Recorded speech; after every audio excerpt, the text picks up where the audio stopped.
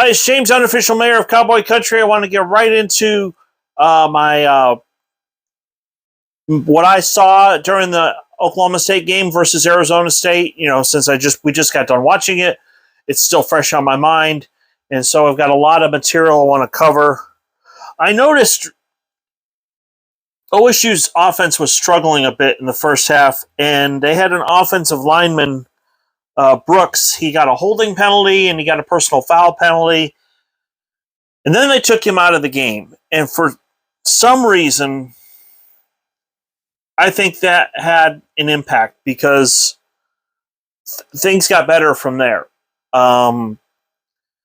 It was interesting that in the second quarter, when OSU was on defense, there were two consecutive plays where there was a fumble. First time around, they said it wasn't a fumble. And then the second time around, they said it was, and OSU recovered it.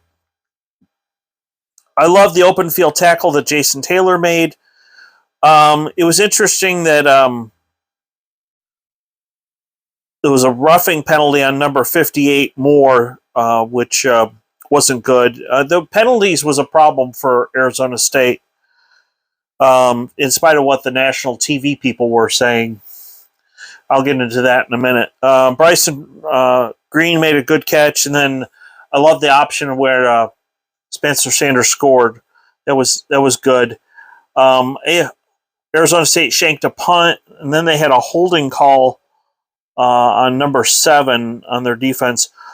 I mentioned this in the preview that OSU was going to have some success with their running backs catching the ball out of the backfield, and also I felt that if Ollie Gordon was given a chance, he could show that he was better than the first game where he only had two attempts to run the football. He made this one run to the left and managed to shake off some tacklers, and really, he didn't get a whole lot of yards out of the play, but it really showed the effort and intensity. And I did notice that Torrance, number 9, got hurt. Interestingly, in the second half, Arizona State marched right down the field and scored. And they were doing some short passes. They were, it was like the best drive of the entire game for them. And I made a note in my notes that Nagata, their second string running back, I thought he looked really good. But the weird thing is I didn't see much of him during the rest of the game. So Mason Cobb made a really good tackle for a loss. Tyler Lacey on that next possession that Arizona State had, though, he makes this play where he beats his lineman, he hits the fullback, and then he makes the tackle on the running back for loss. And it's just like something happened after that point where that really kind of fired up the defense. However, Oklahoma State has these flashes of brilliance, and then they do things like they had 2 good runs, and then Sanders keeps it and ends up running for a loss, and then they got a punt. And it's like, I just don't understand. To me, if you have a couple successful runs, that's your opportunity to play action pass, because the defense is geared up and they're going to come after the ball, and they're going to come after the runner, and then you can just simply lob the ball over the top of them and throw it to your tight end. And, oh yeah, we don't have a tight end. We have a Cowboy back. But the defense from then on was just outstanding. Tyler Lacey got a sack. Trace Ford knocked a pass down. What a remarkable play there. Although Arizona State on that 3rd and long got the first down, and that was all effort by their wide receiver Badger. Quite honestly, I don't know why they didn't throw to him more often, because that was an amazing play. I have to give Arizona State credit on that one. Badger's going to play in the NFL. And then in the fourth quarter, if you remember in the preview game, I told you, watch out for Valladay. He makes this big run up. He runs towards the left and runs up the sideline. Huge run, even though their wide receiver was clearly holding in that. And that was their other scoring possession. I mean, they got the game to 20-17, and then OSU just said, all right, that's enough. And they just shut them down after that. It was really, really amazing. Now, the flea flicker, I mentioned wheel routes in the preview video that I did. It's pretty much the same concept. You get the defense to come in, and they're gearing towards the run, and your receiver slips through.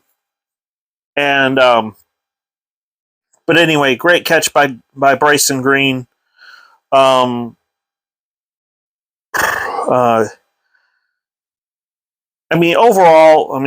OSU's defense played remarkably. Richardson had another good catch out of the backfield. And then there was a possession where there was a Presley catch, and then Sanders scrambled, and then Ollie Gordon ran and got the first down. It was good to see that Ollie got to touch the ball a few times. And then Gordon got the touchdown out of the backfield. Once again, it wasn't a wheel route, but still it was a receiver going on a pass route and catching the ball for a touchdown. So since OSU's not using their Cowboy backs as much, essentially the running back becomes the drop-down receiver. If everybody else is covered in your progressions, first receiver's covered, second receiver's covered, third receiver's covered, boom, throw to your running back.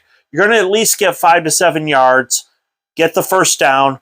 Thankfully, in this case, it was a touchdown. But, yeah, and then at the 7-minute mark, there was a Trace Ford tackle for a loss. Then Brock Martin got the sack.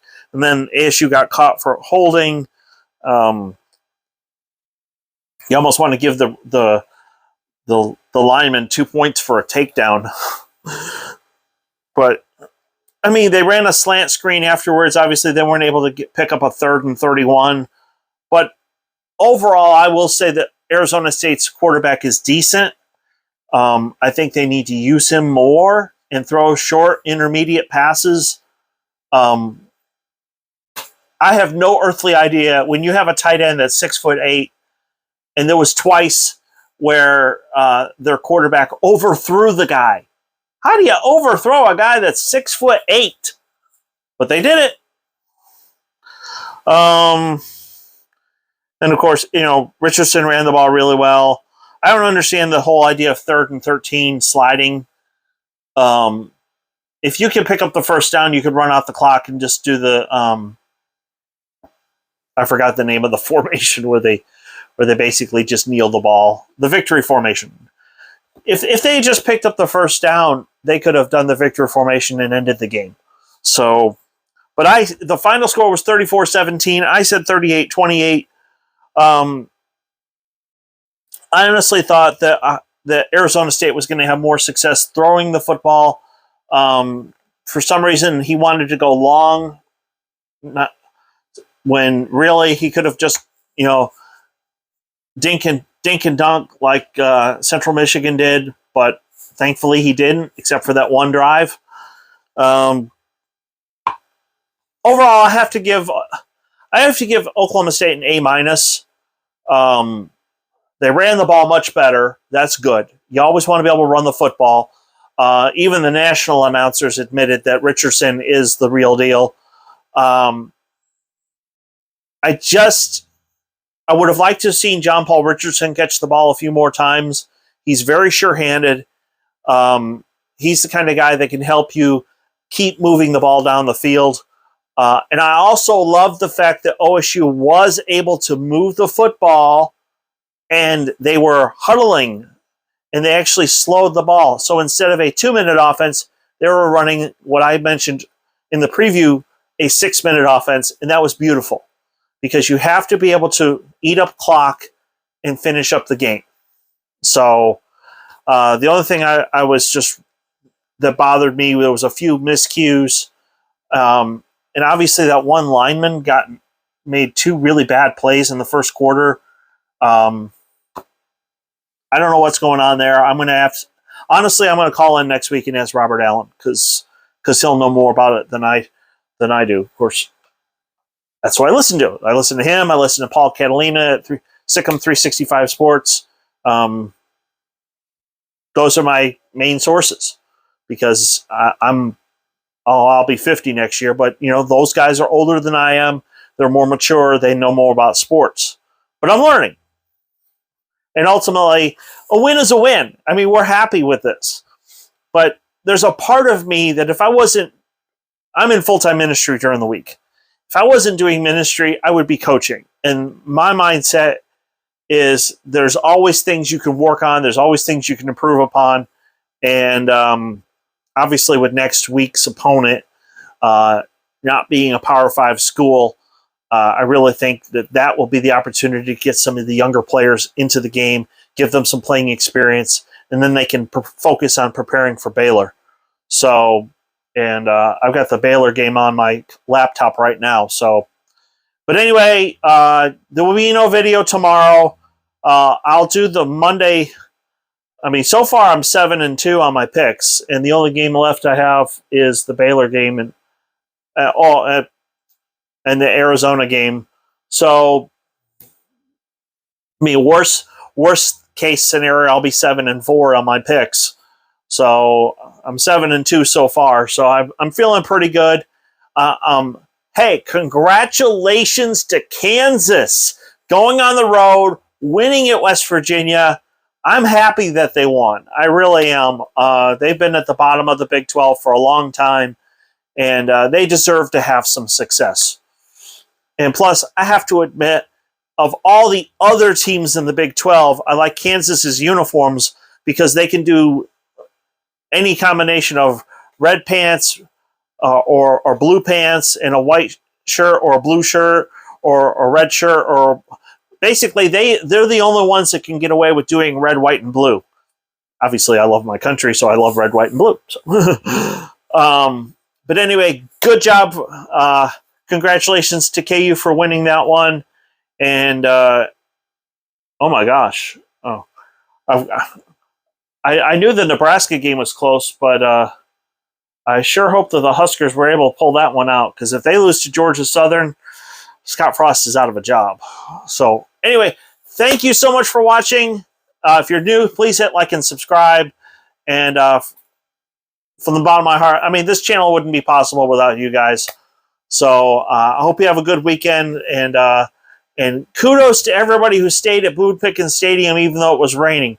Good job for you guys. So, and I will see you next week.